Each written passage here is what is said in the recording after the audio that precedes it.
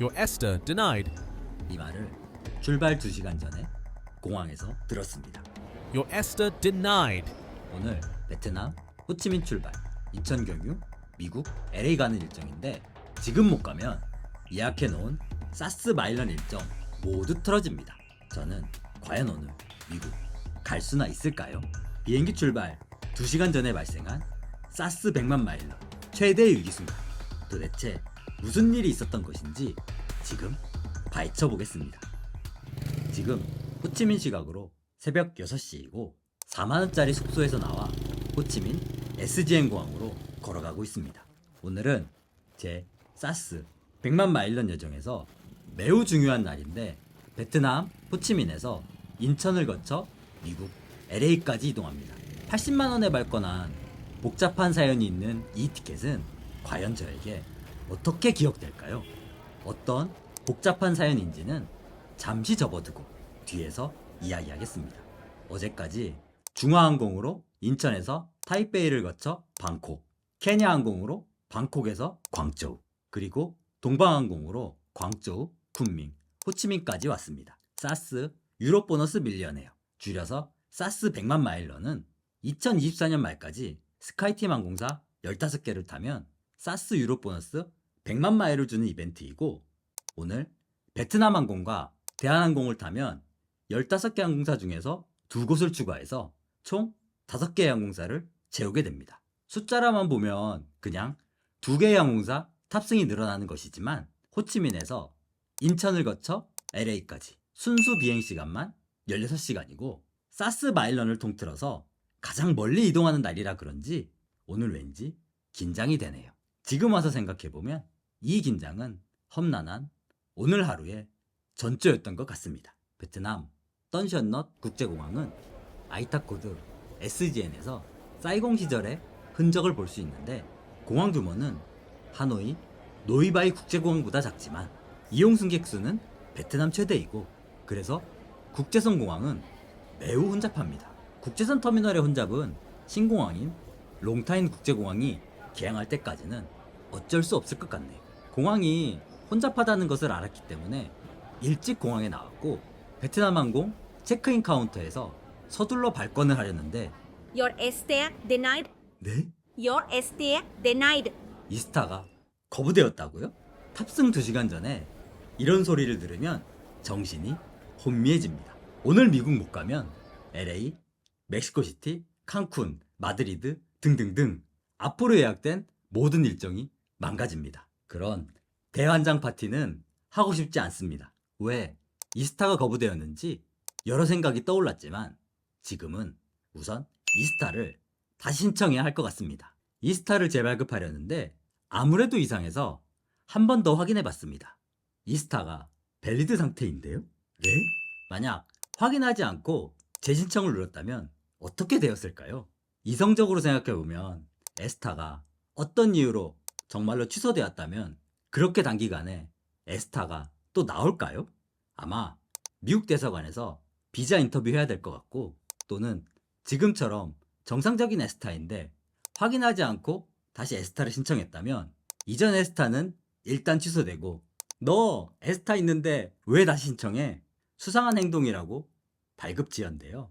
아마도 오늘 미국 못 갔을 것 같습니다. 중요한 것은 이 모든 것이 탑승 2시간 전에 생긴 일입니다. 그 순간 깨달았습니다. 패닉 상태에서 정확한 정보 확인 없이 성급하게 행동할 뻔했네요. 이게 오늘 여행에 진짜 교훈이 될 것 같다는 생각이 듭니다. 출발 2시간 전에 이런 소리 들으면 누구든 당황하겠지만 그래도 정신을 잘 차려야 합니다. 그때 이스타 신청 다시 했더라면 결국 미국에 못 가서 이 채널의 사스 마일런 관련 영상은 세상에 못 나왔을 것 같습니다.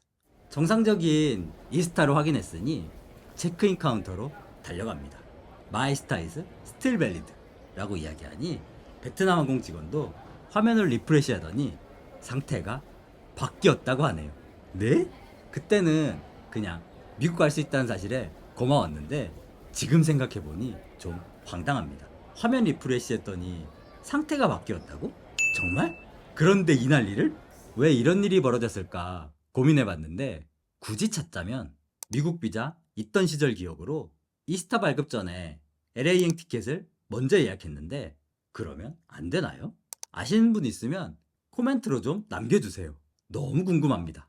여러분도 비행기 출발 전에 이스타 때문에 당황했던 경험 있으신가요? 이스타 때문에 벌어진 황당한 일들, 다른 분들도 도움받게 코멘트로 공유해봅시다. 이스타 때문에 놀랐지만 드디어 탑승권을 받았습니다. 그런데 호치민 공항의 시련은 아직 끝나지 않았습니다. 출국 수속줄은 정말 길었고 심사관 앞에 그어진 줄에 외국인들이 줄 밖에 나와 삐뚤하게 있다고 베트남 군복 차림의 아저씨가 와서 뭐하라고 하고 갑니다. 21세기에 이런 일이?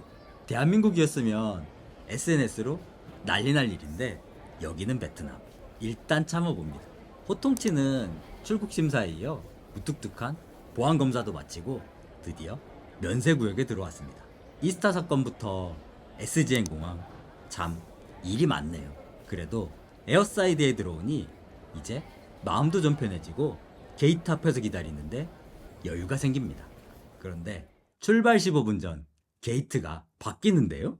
공항에서 게이트는 바뀔 수 있는데 출발 시간 15분 전에 명확한 안내도 없이 호치민 공항 이래도 되나요? 어쨌든 바뀐 게이트로 뛰어가야 합니다. 결국 오늘 비행기는 1시간 지연입니다. 이스타 군인 아저씨 15분 전 게이트 변경에 또 1시간 지연이라니 정말 오늘 LA까지 무사히 갈 수 있을까요?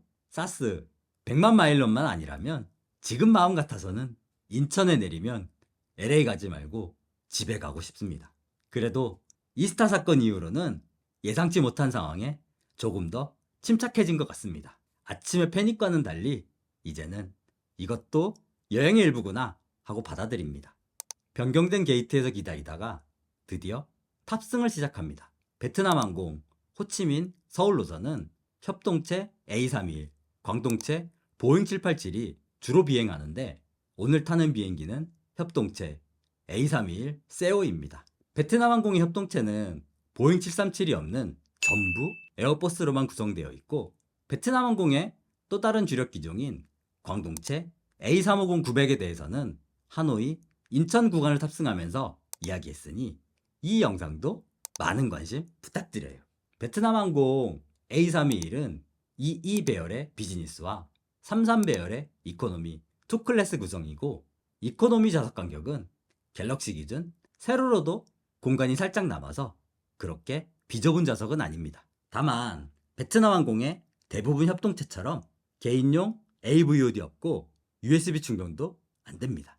AVOD가 없고 공용 모니터만 있는 것이 세월을 느끼게 하지만 오래된 기종이라서 좋은 점은 요즘 유행하는 얇은 시트가 아닌 비교적 두꺼운 푹신한 시트라는 것이고 이건 아시아나 마지막 767의 두꺼운 좌석을 생각나게 하네요.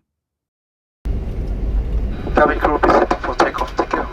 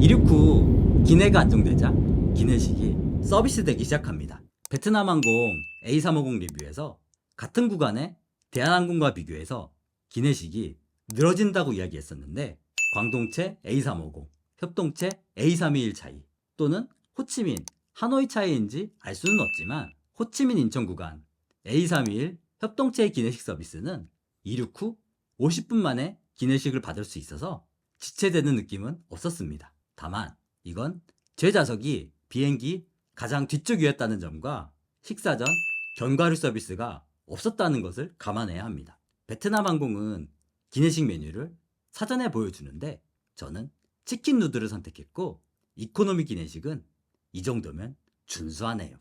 기내식 후 3시간 정도 더 비행하니 아름다운 서해 낙조가 보이고 드디어 인천공항 착륙 준비를 합니다.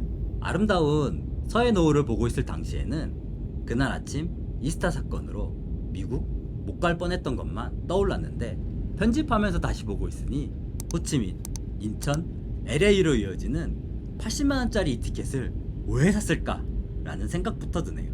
사스 마일런 때문에 티켓을 알아볼 때 각각 편도로 산다면 호치민 인천 40만원, 인천 LA 80만원 내외로 원래 이렇게 비싼가 싶은 가격이었는데 마침 호치민, 인천, LA를 연결 발권하는 티켓이 80만원에 검색되어 구매하였습니다. 40만원 싼 데는 무엇인가 이유가 있는데 인천 LA 구간은 대한항공 운항이지만 델타가 판매하는 코드쉐어 티켓입니다. 살 때도 뭔가 좀 복잡한데 싶었는데 이 티켓은 사스 마일런 탑승 마감 일주일 전까지 마일리지 적립이 되지 않았고 각각의 항공사 고객센터에 전화하면 베트남 항공, 델타 항공, 대한항공은 사스로 넘기고 사스는 기다리라고만 했습니다. 그때까지 적립 안 된 베트남 항공, 대한항공 2개 항공사 때문에 이미 적립된 13개 항공사를 날릴 수 없어서 40만원 아끼기 위해서 산 이 티켓 때문에 저는 한 달 뒤에 100만원 더 들여서 대한항공 인천 하노이, 베트남 항공 하노이 인천을 결국 다시 탑니다. 그 사스 보충런 에피소드는 각각 베트남 항공 A350과 대한항공 777 302R 리뷰로 업로드 되었지만 지금 생각해도 속이 쓰립니다. 더 어이없는 일은 오늘 리뷰하고 있는 적립 안 될 것 같았던 80만원짜리 호치민, 인천, LA 티켓은 결론적으로 탑승 4개로인 2025년 3월에 적립이 됩니다. 적립 안 될 것 같아서 100만원 더 드렸는데 적립이 되었다고? 이런 스토리가 있어서인지 베트남 항공 A321에서 보는 서해 노을과 인천공항 착륙은 오늘따라 느낌이 더 크게 다가옵니다. 하지만 지금 돌이켜보니 오늘 아침 이스타 문제로 당황했을 때 포기하지 않고 한 번 더 확인해 본 것이 결국 이 여행을 가능하게 만들었고 한 번에 2개 항공사 거기다가 40만원 저렴이라서 탁월해 보였던 오늘의 호치민, 인천, LA 티켓은 결국 말썽을 일으키는 것을 보면 여행은 늘 업앤다운이 있고 그 과정에서 마주하는 예상치 못한 상황들을 어떻게 헤쳐나가느냐가 진짜 여행의 의미인 것 같습니다. 그래서 보충런까지 해야 했던 사스 마일런은 과연 성공해서 저는 100만 마일을 받았을까요? 그 결과는 사스 보충런 에피소드에서 살펴봐 주시고 오늘의 여행은 아직 끝나지 않았습니다. 대한항공 747 파라이로 환승해서 LA까지 가야 하는 긴 비행은 다음 에피소드로 찾아뵙겠습니다. 구독과 좋아요 잊지 마시고 여러분도 예상치 못한 여행의 순간들을 충분히 즐기시기 바랍니다.